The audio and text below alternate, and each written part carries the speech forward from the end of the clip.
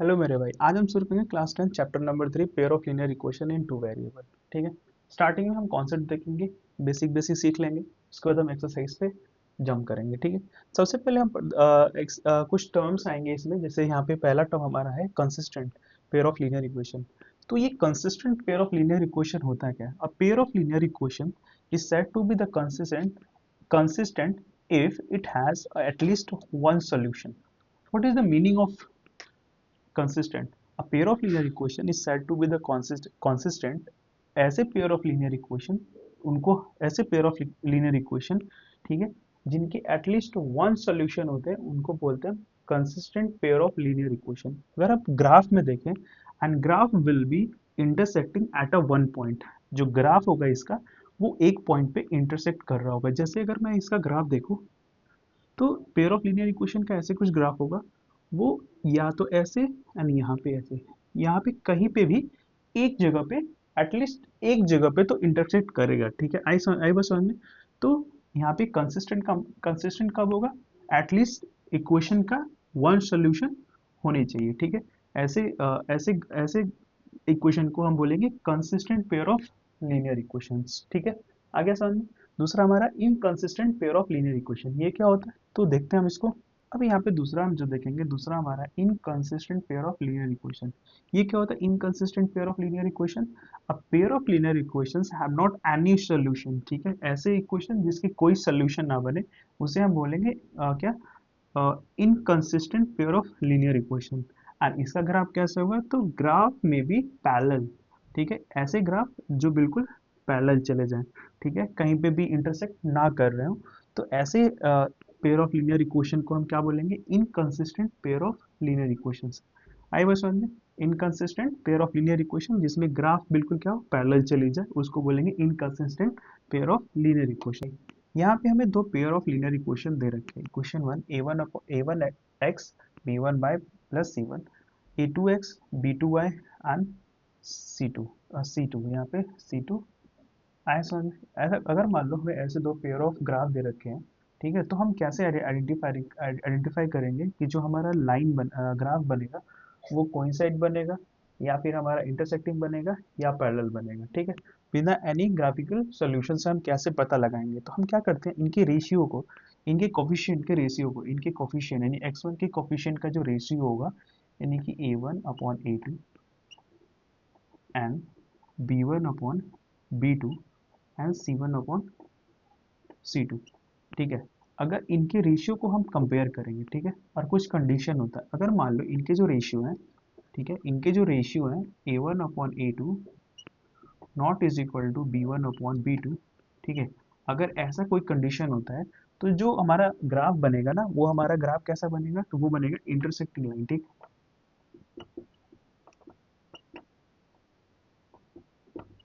Intersecting line हमारा बनेगा। समझ में आएगा? इंटरसेक्टिंग लाइन हमारा बनेगा। ठीक, अगर a1/a2 not is equal to b1/b2, तो लाइन हमारा जो बनेगा वो इंटरसेक्टिंग लाइन बनेगा, यानी एटलीस्ट वन सोल्यूशन इसके होंगे।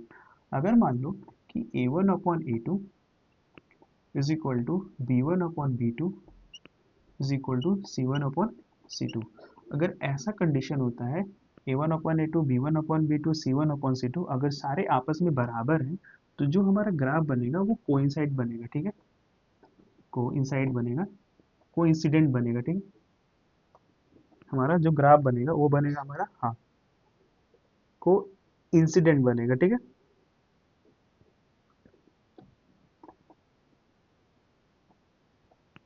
ग्राफ हमारा जो बनेगा, एक मिनट, हमारा जो ग्राफ बनेगा वो कोइंसिडेंट बनेगा। ठीक है,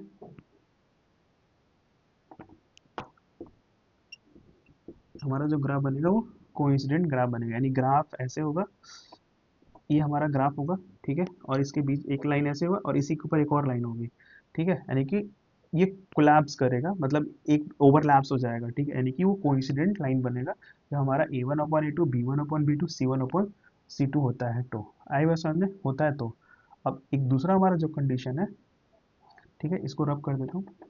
जो हमारा दूसरा कंडीशन है, अगर हमारा ऐसा हो कि a1/a2 is equal to b1/b2 and not is equal to C1/C2, अगर ऐसा अगर कंडीशन हमारा होता है तो हमारा जो ग्राफ बनेगा बेटा, वो हमारा ग्राफ बनेगा यहाँ पे पैरेलल, ठीक है,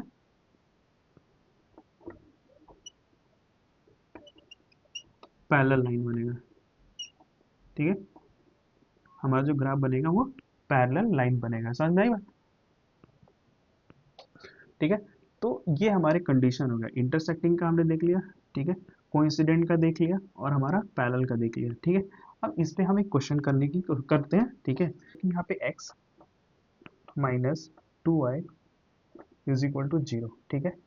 दूसरा हमारा 3x plus 4y minus 20 is equal to 0, ठीक है। अब इनकी रेशियो मान लो ये a1 है, a2 है, b1 b2, ठीक है, c1 c2।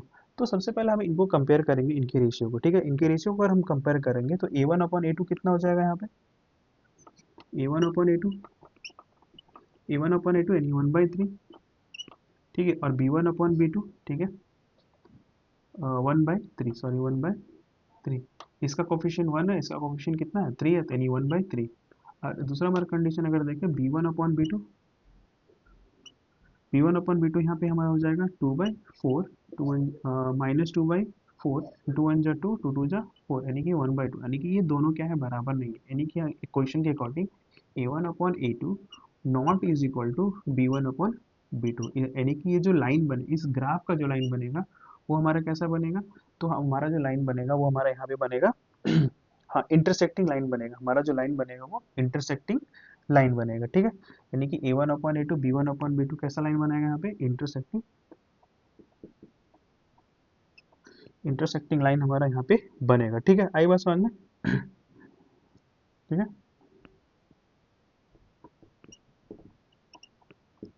इंटरसेक्टिंग लाइन हमारा यहाँ पे बनेगा, ठीक। अगला करें हम एक क्वेश्चन और करते हैं, इंटरसेक्टिंग का हमने देख लिया। अगर हम दूसरा देखें, अगर मान लो कि क्वेश्चन ऐसा दिया हो 2x plus 3y minus 9 is equal to 0, 4x plus 6y minus 18 is equal to 0।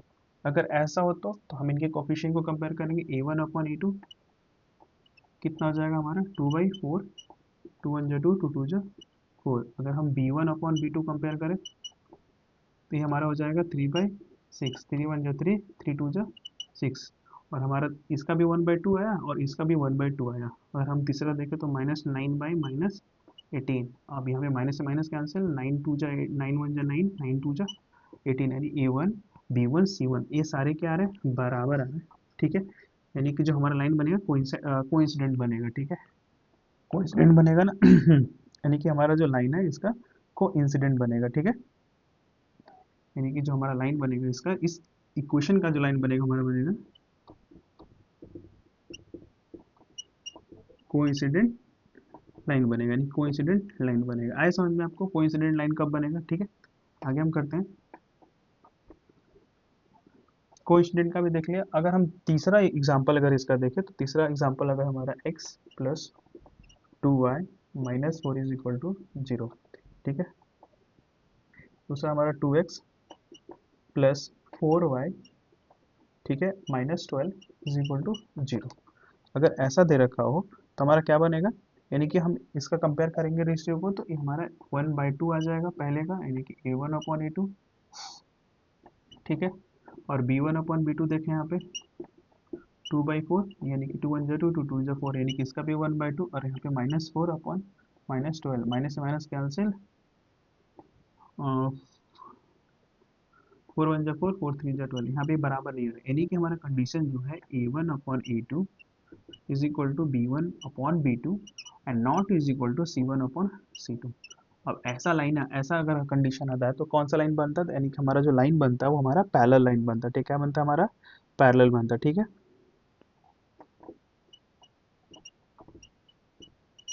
हमारा पैरेलल लाइन यहाँ पे बनता है। आई बस समझ में, पैरेलल लाइन बनता है हमारा यहाँ पर, ठीक, क्लियर। तो ये हमारा कुछ बेसिक था, जो हमने बेसिक क्वेश्चन हमने यहाँ पे कर लिया, ठीक है। अब एक चीज और हमारा आता है ग्राफ, ठीक है। हमें ग्राफ कैसे बनाना ये हम देख लेते हैं कि ग्राफ कैसे बनाते हैं, बेसिक हम देख लेते हैं ग्राफ का, ठीक है। ग्राफ के लिए हम क्वेश्चन लेंगे, क्वेश्चन नंबर फर्स्ट हमारा जो है एग्जाम्पल हम ले लेते हैं कि अगर हमें इसका ग्राफ बनाना हो तो हम कैसे बनाएंगे, ठीक है। ग्राफ देख लेते हैं कि कैसे हम ग्राफ ग्राफ बना के देखेंगे, सॉल्यूशन कैसे ग्राफ बना करके हम सॉल्व कर सकते हैं। तो जैसे हमारा इक्वेशन है x प्लस 3y, ठीक है, is equal to 6, 2x minus 3y is equal to 12, यानी कि यहाँ पे देखो ये आपका एनसीईआरटी का ही बुक है, ठीक है। यहाँ पे हमारा जो है x plus 3y is equal to 6 और यहाँ पे 2x minus 3y is equal to 12। देखो बेटा, ग्राफ बनाने के लिए हम करते क्या है, तो ग्राफ बनाने के लिए बेसिकली हम यहाँ पे x का वैल्यू पुट करते हैं अपने अकॉर्डिंग, और वहाँ पे y का मान y की जो वैल्यू होगी वो हमें मिलती जाएगी। हम क्या करेंगे, पहले दो बॉक्स बना लेंगे, ठीक है। x और y की वैल्यू निकालेंगे यहाँ पे दो बॉक्स, दोनों बॉक्स याद रखना कौन से किस इक्वेशन का है, यानी कि हमारा ये फर्स्ट का है और हमारा सेकंड का है, ठीक है। अब यहाँ से x की वैल्यू हम रखते जाएंगे अपने अकॉर्डिंग, जो हम यहाँ पे वैल्यू मिल जाएगा उसको हम ग्राफ में पुट कर लेंगे। ये हमने पॉलिनोमियल में भी डिस्कस किया था कि ग्राफ कैसे बनाते हैं, ठीक है। अगर हमें x की वैल्यू पहले क्वेश्चन के लिए देखें, x plus 3y is equal to 6 के लिए देखें, तो अगर x की वैल्यू मैं जीरो रखता हूँ, ठीक है, और प्लस यहाँ पे 3, यानी x की वैल्यू अगर मैं जीरो रखता हूँ, यहाँ पे 3y इज इक्वल टू 6, यानी कि y इज इक्वल टू कितना हो जाएगा 6/3, यानी कि हमारा 2 मिलता है। यानी हमें यहाँ क्या मिलेगा 2, जीरो रखने पे हमें 2 मिल रहा है, ठीक। अगर हम दूसरी बार में देखें तो x की वैल्यू हम यहाँ पे क्या रखें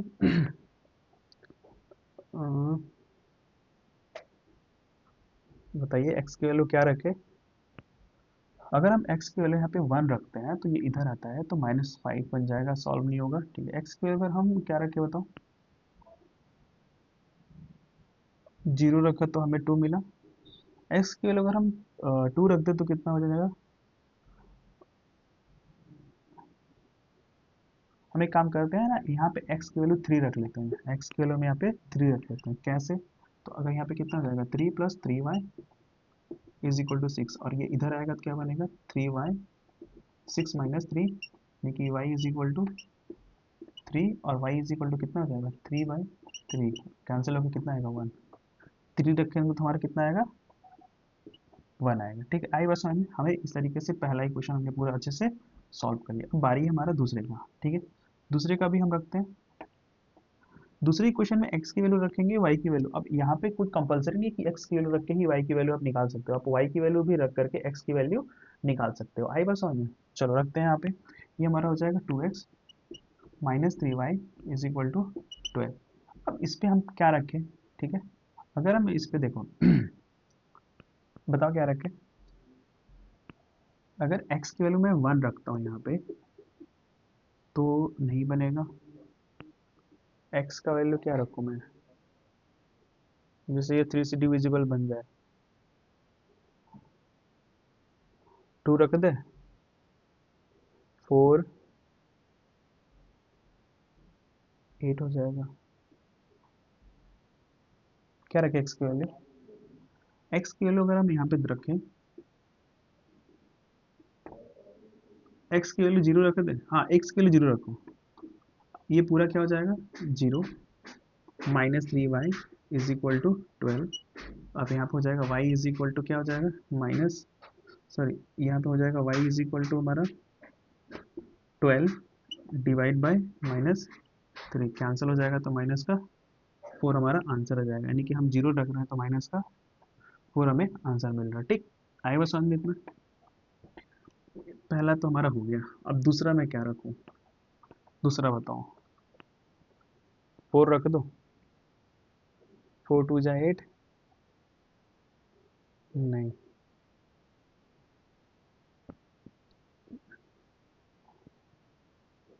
हाँ 3 रख देता हूँ।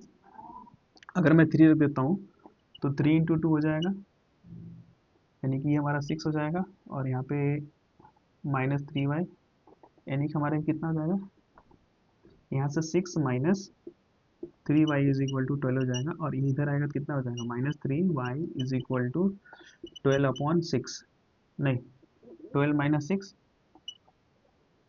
एक मिनट, यहाँ पे रखोगे 3, x की वैल्यू 3 रखते हैं तो कितना हो जाएगा 2 into 3 -3y is equal to 12, यानी कि यहाँ से 6 minus 3y is equal to 12, इधर आएगा तो 3y is equal to 12 minus 6, तो यहाँ पे 3y माइनस का 3y इज इक्वल टू हमारा हो जाएगा 6, 6 हो जाएगा यहाँ पे। अब ऊपर हमारा आ जाएगा माइनस का 3y इज इक्वल टू 6। अब यहाँ पे हो जाएगा y इज इक्वल टू कितना हो जाएगा 6/3, माइनस का कैंसिल होगा तो कितना आएगा 3 2 6 यानी कि माइनस का 2। यहाँ पे कितना आएगा माइनस का 2 आएगा। आएगा समझ में, माइनस का 2। इस तरीके से हमारा x और y की वैल्यू रख कर x की वैल्यू रख करके हमने y की सारी वैल्यू फाइंड कर ली है। अब इसको हम ग्राफ पे रखते हैं। ग्राफ हमारा, ये ग्राफ हमारा, ठीक है, x axis x dash, y and y dash, ठीक है। ये हमारा कितना हो जाएगा 1 2 3 4, है ना, 4 तक। इधर कितना 1 2 3 4, -1 -2 -3 -4, -1 -2 -3 -4, ठीक है। आप इसको ग्राफ पेपर पे काफ़ी अच्छे से बना सकते हो, तो बनाना आप घर पे ग्राफ ग्राफ पेपर यूज़ करके। अगर मैं x की वैल्यू 0 रखता हूँ, y की वैल्यू हमें 2 मिलती है, ठीक है। अगर मैं x की वैल्यू 1 रखता हूँ, सॉरी 3 रखता हूँ, तो y की जो वैल्यू मिलती है हमें 1 मिलती है। y की वैल्यू हमें 1 मिलती है कुछ यहाँ पे। आई बस में। अगर हम ग्राफ देखेंगे इसका, तो हमारा कुछ ग्राफ ऐसे कटते हुए जा रही है। हमारा ग्राफ कुछ ऐसे काटते हुए जा रही है। एक यहाँ पे पॉइंट हमारा और एक पॉइंट हमारा यहाँ पे, ग्राफ हमारा ऐसे काटते हुए जा रही है, ठीक है। अगर हम, ये समझ में आ गया। अगर मैं 0 रखता हूँ एक्स की वैल्यू दूसरे इक्वेशन के लिए, इक्वेशन का नाम भी लिखना जरूरी है। इक्वेशन का नाम क्या था, यहाँ पे हमने रब कर दिया, तो एक बार देख लेते हैं अपने क्वेश्चन से। पहले इक्वेशन जो तो हमारा था यहाँ पे 3 पहला इक्वेशन जो हमारा था x+3y इज इक्वल टू 6 है, बस समझ में। अब हम दूसरा इक्वेशन पे रखते हैं, यानी कि x की वैल्यू हम 0 रखेंगे। x की वैल्यू अगर हम 0 रखते हैं, ठीक है, तो y की वैल्यू क्या मिलती है -4 यहाँ पे। और x की वैल्यू अगर हम 3 रखते हैं यहाँ पे, 3 रखते हैं यहाँ पे, तो y की वैल्यू क्या मिलती है -2। यानी कि हमें ये 3 रखा और ये -2, हमें यहाँ पे वैल्यू मिली, ठीक है। अगर हम इसको मिलाते हैं तो ये हमारा कुछ ऐसे क्रॉस करते हुए जाएगा, यानी कि हमारा एक जगह क्या हो रहा है, इंटरसेक्ट यहाँ पे कर रहा है, एक जगह इंटरसेक्ट कर रहा है। आई बात समझे। अगर एक जगह इंटरसेक्ट कर रहा है तो कैसा लाइन बनेगा हमारा ये, बताओ। अभी पढ़ा था हमने, यानी कि A1 जो हमारा लाइन बना था वो कैसा बना था, बताओ। अगर एक जगह इंटरसेक्ट करता है तो हमारा लाइन का एटलीस्ट वन सोल्यूशन तो होता ही होता है। यानी कि हमारा जो ये ग्राफ बनेगा, ठीक है, वो हमारा ग्राफ कैसा बन रहा है बताओ। अगर अभी कंसिस्टेंट हमने पढ़ा था ना, यानी कि कंसिस्टेंट एटलीस्ट वन सोल्यूशन वाले, यानी कि ये कंसिस्टेंट बन रहा है, ऐसा समझे। तो हमने कंसिस्टेंट पता कर लिया, एटलीस्ट वन सोल्यूशन तो इसका बन रहा है, एक बार इंटरसेक्ट कर रहा है, यानी कि एटलीस्ट वन सोल्यूशन। जैसे अगर मैं इस इक्वेशन, इसी सेम इक्वेशन को अगर मैं ग्राफ के हेल्प से हमने कर लिया, अगर हम ऐसे डायरेक्ट करें तो कैसे होगा, डायरेक्ट भी देख लेते हैं एक बार। अगर मैं डायरेक्ट देखूँ तो ये इक्वेशन देखो क्या था, इक्वेशन अगर डायरेक्ट हम देखते हैं, हमारा ये x+3y है ना, और इज इक्वल टू 6, और यहाँ पे 2x-3y इज इक्वल टू 12। ये है, इनके रेशियो को कंपेयर करना था ना, यानी कि A1/A2 not is equal to B1/B2, A1/A2 not is equal to B1/B2। ऐसा हमारा कुछ कंडीशन होना चाहिए, किसके लिए, तो इंटरसेक्टिंग लाइन के लिए ना, इंटरसेक्टिंग लाइन के लिए ऐसा कुछ कंडीशन हमारा होना चाहिए। तो इसके अगर कंपेयर करें तो ये हमारा हो जाएगा, अगर पहले वाले देखो तो A1/2 not is equal to और 3/-3, यानी कि हमारा कंडीशन ट्रू हो जाता है। यहाँ से भी हम चेक करते हैं, यहाँ पे एक अगर ये कैसा बनेगा इंटरसेक्टिंग, और इंटरसेक्टिंग जब भी ग्राफ बनता था, मैंने आपको बताया था कि जब भी इंटरसेक्टिंग ग्राफ बनेगा तो एटलीस्ट वन सॉल्यूशन वाले ग्राफ बनेंगे, समझ में आई बात। तो इस तरीके से हम ग्राफ और इससे दोनों तरीके से हम क्वेश्चन को अच्छे से हमने सॉल्व कर लिया है, ठीक है। अगर आप चाहो तो आपके लिए होमवर्क रहेगा, आप क्वेश्चन को ट्राई करोगे, और नहीं भी करोगे तो आपको वीडियो सोल्यूशन तो मिल ही जाएगा, ठीक है। जैसे हम अगर क्वेश्चन देखें तो हमसे पहला क्वेश्चन भी बन सकता है, दूसरा क्वेश्चन भी बन सकता है, तीसरा भी आप बना सकते हो, ठीक है, फोर्थ भी आप बना सकते हो, ठीक है बेटा। तो let's try, do your self, ठीक है, आप अपने तरीके से भी ट्राई करो, और नहीं होता तो आप कमेंट करो, वैसे मैं लेक्चर बनाने वाला हूँ, एक एक क्वेश्चन का वीडियो सोल्यूशन आपको मिलेगा। अगर आपको पसंद आ रहा है तो लाइक करो, चैनल को सब्सक्राइब करो और अपने दोस्तों में भी शेयर करो। ठीक है, आई बस।